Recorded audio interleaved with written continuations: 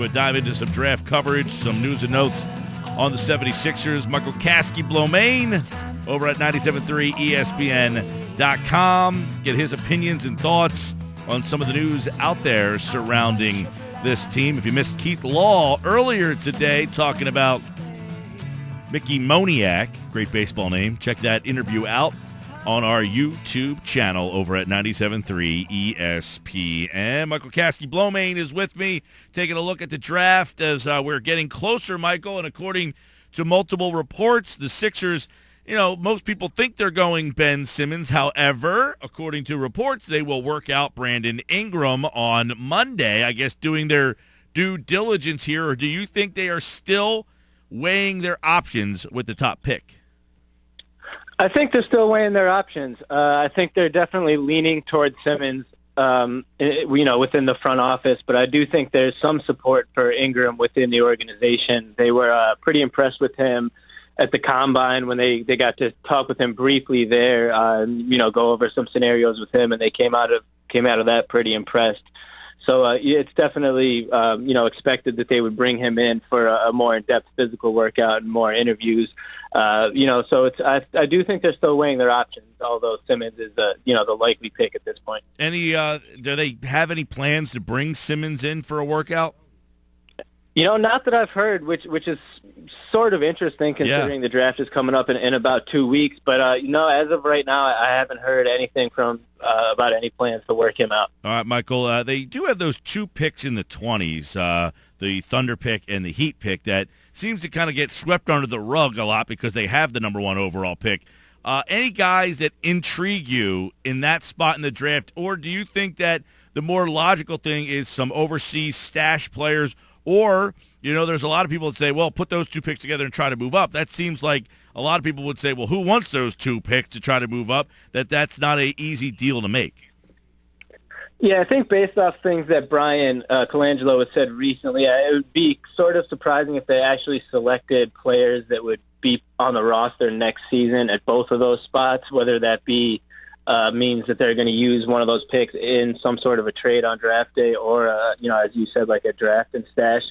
But as far as the picks themselves, I would really like to see them address, the wing perimeter positions with those late first-round picks if they do end up keeping them. There's a lot of perimeter talent available, projected to be available later in that first round. Taurean Prince from Baylor, local guy DeAndre Bembry out of, St. Joe's.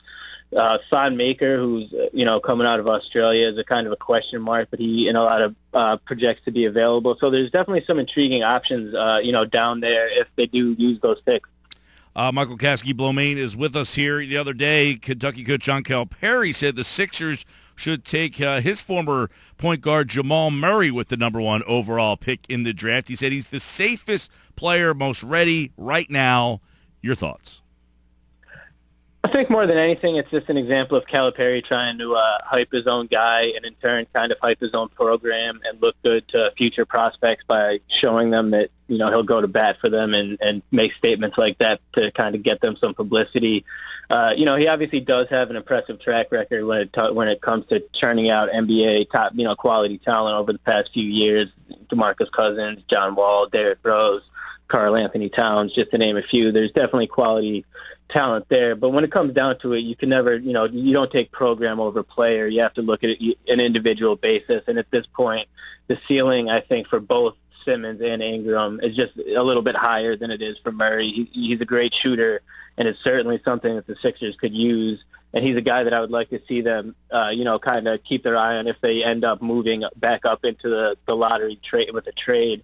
He would be a great guy to bring on board then, but I just think both Simmons and Ingram possess too much potential to really pass up on for a guy like Murray. So if the Sixers were to move themselves back into the upper, 5 picks in the draft, would he be that next guy you'd be interested in if it not Simmons or Ingram? Yeah, in that situation, especially if Simmons was the guy selected at first overall, Murray is probably, not other than Ingram, he's probably the best pure shooter, available in the lottery. He'd be a great guy that could play off ball and spread the floor for the Sixers. So if they were to do a move that's been discussed, whether it be a Noel or an Okafor trade on draft day to move back up into the lottery, he's at the top of my list of guys I'd like to see them add. Hey, what more at this point of the game? We're 2 weeks away from the NBA draft happening. We heard last week that Noel Teague stuff. It kind of seems like it's been swept under the rug itself, and we haven't heard a whole heck of a lot. At this stage of the game, do you think next week you're going to hear a lot more about teams calling the Sixers? Because Jerry Colangelo, and we'll get into him in a minute, he kind of admitted that we have a lot of assets, kind of putting it out there for teams like, hey, you want to call us? We got a lot to offer. Yeah, absolutely. I think I do think they'll be getting a lot of calls. I've heard recently that a few teams have reached out about the top pick, just to kind of see if the Sixers would be interested at all to move it. It's obviously extremely unlikely that such a thing would happen. Mm-hmm. But there is so much potential just in the draft as a whole. There's a lot of teams that are looking to make moves. There's a lot of cap, with the expanding cap, and a lot of potential for moves. And the Sixers are positioned to be right at the center of that. So, I think as we get closer to the draft coming up, we'll hear, more and more sources and rumors start to leak out about potential moves. But the Sixers will certainly be weighing a lot of options. Yeah, and last one for, talking about Colangelo real fast, Jerry Colangelo, he was on yesterday on ESPN radio, and they were kind of asking about his role, and he kind of kept talking about Brian. What kind of role, if any, now do you think Jerry Colangelo has? Looking back at this whole thing, was, does it kind of look like what many people thought was, here's this guy who just got this job, did it for a couple of months, and then handed things over to his son? You know what? It really seems that way. I remember talking to you about this, when Brian was first named the GM. It really almost seems like it was a move where Jerry kind of came in for a couple months at the behest of the NBA and the ownership, and kind of just held the seat until Hinkie was basically outed, and they brought in a new GM with basically no search and no time in between. They brought in his son, and since he's basically faded from the picture, besides making, like you said, a couple radio appearances. So as far as his direct decision-making impact on the team, I don't know exactly what it is, but it doesn't really seem like it would be much. I think all of the responsibility is basically, falling to Brian at this point. All right. A lot was made earlier this week of the Sixers going over to talk to Saric. We know that financially it does not make sense for him. They went over to talk to him. And the sense really is, look, you should come over and play now, or there might not be a spot for you at this point. Are the Sixers trying to kind of use scare tactics maybe to get Dario Saric to come over here and play now? I think they definitely would like to see him come over this summer. I don't know if it would necessarily be scare tactics, and there's so many, his financial situation with his team in Turkey is one that's really unique as far as he would be taking a pay cut to come over this summer. But as far as, if that's been reported and he's confirmed that his main goal is to come over to the NBA, that's what he wants to do. So I think the Sixers are kind of emphasizing that to him as far as this would be the time to do it, a great opportunity for you to come over, where in the next year or two, once they've already added some free agents and the team is a little bit more shaped than it is right now, who knows exactly where he would fit in. Yeah, I mean, because realistically, the way the cap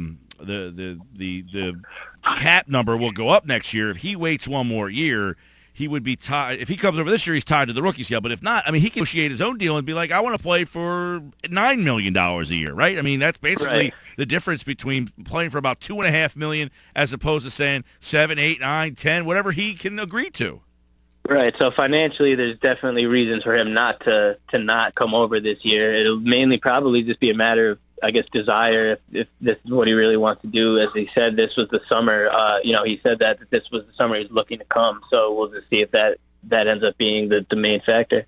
All right, Michael Kaskey-Blomain over at The Real Mike KB on Twitter. As he says, several teams have inquired the Sixers about the top overall pick in this year's draft. Michael, though, we all agree, extremely unlikely that they would move that pick. And the next thing, I guess, we'll see how Ben Simmons, if he's the pick, helps or adds to free agency? I mean, I wonder if he has enough cachet being the number one pick to start to attract some higher level free agents.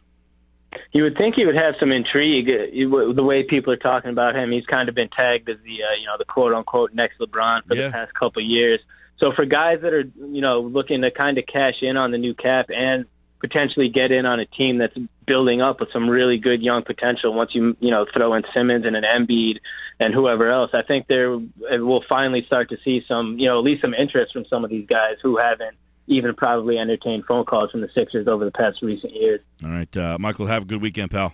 Thanks, Mike. You too. Michael Kaskey-Blomain covers the Sixers at 97.3, ESPN.com.